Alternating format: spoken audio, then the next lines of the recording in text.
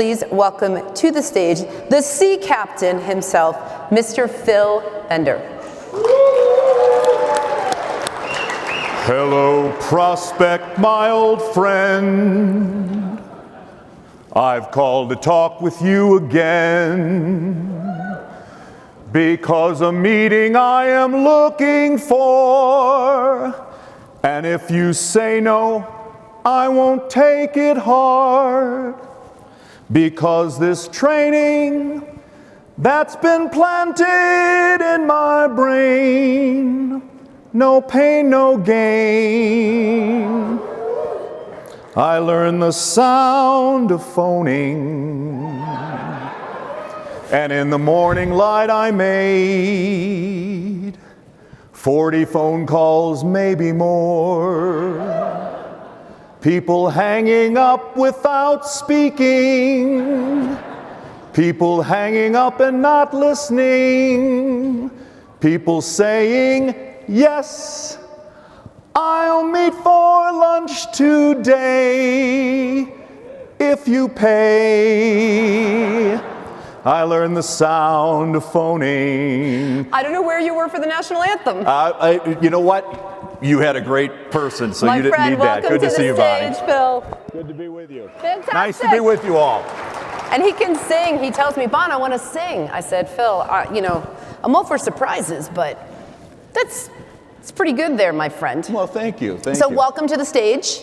Yeah. We are very excited to have you here. I've seen a lot of activity at your booth outside. Yeah. So I hope you're finding all of our friends here. I know you're in the space, and one of the first questions that I wanted to ask you, you started this executive coaching business after being a managing partner at one of our Fortune 100 firms that we do a lot of partnership with here. But right. What was the vision, the passion, the drive to be here? Yeah, thanks. First of all, it's great to be back amongst my peeps, the managers and field leaders. It's great to be with you. And I was a managing partner for 16 years. I've been developing and recruiting, advisors for 25.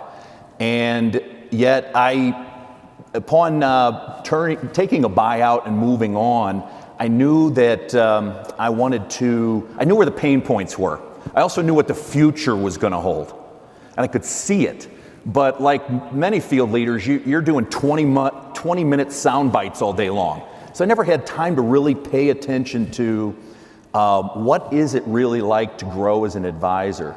And so at that point, about 5 years ago, I set on a course, went into the lab for 5 years, studying advisors, their habits, their behaviors, and now have this coaching brand that we're rolling out now.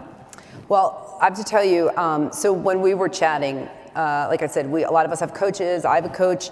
But when we think about coaching, why don't you talk to what makes Sea Captain unique? Your CEO mindset and what we're looking to achieve there. And I think we have one of our slides. Yeah. There we go. Yeah, thank you. So 30 years ago, by the way, I wrote that song parody, To the Sound of Silence, okay? And I wrote it 30 years ago. And if you think about it, how simple was our business back then? Okay? It was about phoning, prospecting, moving that direction. It was hard, but it was simple. But now the evolution has just been incredible. How do we move from being just great, high-performing salespeople to becoming CEOs? Do we partner? Do we build? Do we join? What kind of effort are we putting in here? And so leadership development is at the forefront of this. And there are so many advisors now that really, they are in that left quadrant you saw earlier, that top left quadrant, which is high performing, but reactive. Their whole day is reactive. Their whole year is reactive. Every time they have a case not go through underwriting, they lose a day of effort, right? So now what we've focused on is moving people out of that quadrant into a more proactive mindset, a CEO mindset, because they're building big teams. They may want to join a team. They don't know yet. And so what we do is we start really about the third year in advisor development, where we come in and start working with these advisors and field leaders to build programs, curriculums to help them grow, build, and become that CEO they want to become. So, you know, Phil, one of the things I found most interesting, and this I think is a shift when we talk about leadership. We always think about leadership as the builder. We think of the leadership as kind of the boss, right, in the hierarchy that we've all kind of grown up in. But when we think about things like, there's a great book out there called The Courageous Follower, and we use the word joining, right? And that's not, we don't always view that as the best road for a leader. But what's I think unique about the way you talk about it, your session that, again, Phil will have a session tomorrow morning, we'll talk about it in a few minutes, but you talk about building or joining. So why don't you give the audience a little bit insight into kind of how you differentiate who's a builder, who's a joiner, and how that falls into the coaching? Well, historically, it was a building career. You just flat out faced that fact right early on. But we ended up losing a lot of good people that were joiners because everything was emphasized on building. But now with the joining element coming in, there are so many talented people that are out there that can join your firm and become great advisors, but come through a non-traditional path, okay? And so what we focus on is behavior elements, coaching elements, you know, how are they wired? So when you're recruiting or developing, that we're paying attention to those opportunities that are out there that can build a firm, build scale. You know, one of the things we're really focused on all the time is building scale in a practice. And so here's the challenge, and I know you guys you're gonna tell me I'm wrong here, but most advisors are not necessarily good managers. Okay, I know this will surprise all of you. We've never heard that. It's never been a problem, right? But in fact, they shouldn't, in some cases, they shouldn't even be running their firm. They should be hiring someone to run the firm. And that gets into whether it's Traction or Rocket Fuel or any of these books that are out there, is that integrator is so important in that equation. So we're really building firms, whether it's branding, whether it's mindset, or whether it's building out the concierge financial planning practice of the future. Those are the things that we focus on. You know, one of the things I thought was really interesting, people always say, coaching, it's expensive, it's one-on-one, you know, are there other options out there? And when we were kind of chatting through the uniqueness of the organization, the services that you provide, I wanted you to take a minute, and here we go, I was gonna say, I think we have a slide on that. What are the coaching services? And if you could talk a little bit about kind of the different options and the way you kind of get at it, because I think people think coaching, one-on-one, that's it, we're done. But I think you guys offer a unique suite of options for people to think about there for themselves, for their teams, and their organizations. Yeah, we're very broad-based, okay? So, and all of our coaches are certified, okay? So they go through a certification process. And so they're not just instinctively good at what they do, they're technically strong, okay? So they understand what a structured existence looks like. They understand behavior. So they understand communication, building team. One of the most critical elements right now is how do you build team? And so what we do is we have coaches that literally specialize in this space. And so we do so with a considerable broad-based service approach.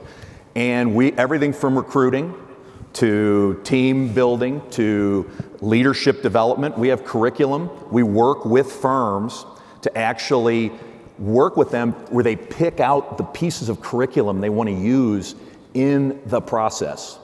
We also do it quarterly. We do it monthly in some cases, but it's all with the design of getting to that quadrant we talked about, to really building a firm. You know, I have an advisor that I work with, top advisor in the industry, who says the less important the leader becomes, the more important the firm is. And that builds scale, and that builds succession, and that builds valuation. You know, we work in the space of acquisition. We do these types of things that happen over time, where it used to be one day when I was an insurance advisor, we had guys retiring, and all of a sudden, one day they just didn't show.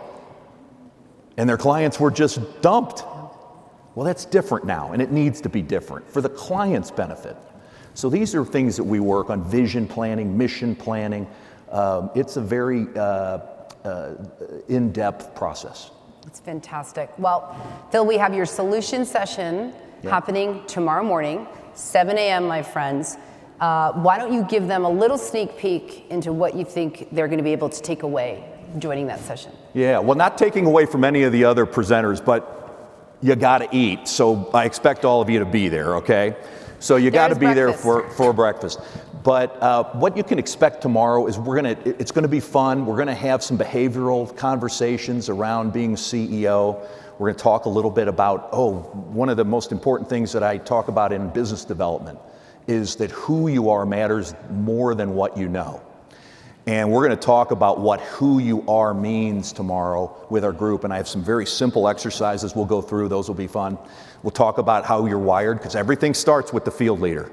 Everything starts here. The behavior you're modeling is behavior that ultimately moves toward the risk taken by the advisor. They may act like they don't need it, but everybody needs to be led. And that is where all of us come in. And so we'll talk about that in the morning. It'll be fun. That's awesome. All right. Well, Phil, thank you so much for your time here on Platform with me. I hope everyone makes their way to either your booth outside or to your session tomorrow morning. And I would say you can sing us off, but I actually think Beyonce might be coming back. So Phil, thanks so much for being here. Everyone, round of applause. Thank you. Phil Bender, Sea Captain Coaching. Awesome. Thank you so much, John. Great job.